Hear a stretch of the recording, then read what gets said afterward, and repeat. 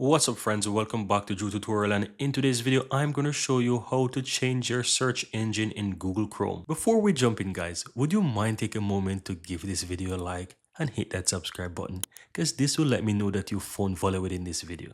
And on top of that, the biggest benefit is that you'll never miss out when I release future videos just like this one. Now let's continue. So you want to click the three dots on the upper right hand side, then at the bottom click on settings. From the left hand side you want to click on search engine, and here you will see the option of your current search engine, and of course you have the change button. You can click on that. Now once you click on that, you have a bunch of different options. You have Yahoo search, you have a bunch of different ones. I'm not even sure some of them. What is this one?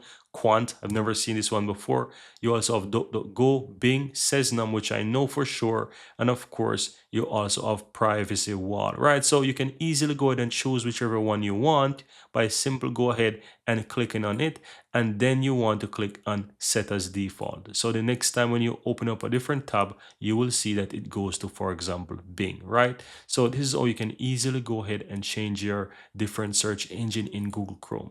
On top of that, if you simply go back to where you have the option that says manage search engine and site search, you can click on that, and from here you can easily go ahead and choose if you want to open it in a space or tab. As you can see there, you also have the option here to add your own search engine, so you can easily go ahead and modify any one of these search engine if you so desire. You can also go ahead and delete the one. So if you want to edit a search engine, you can click on the pencil icon, you can change whatever you want here.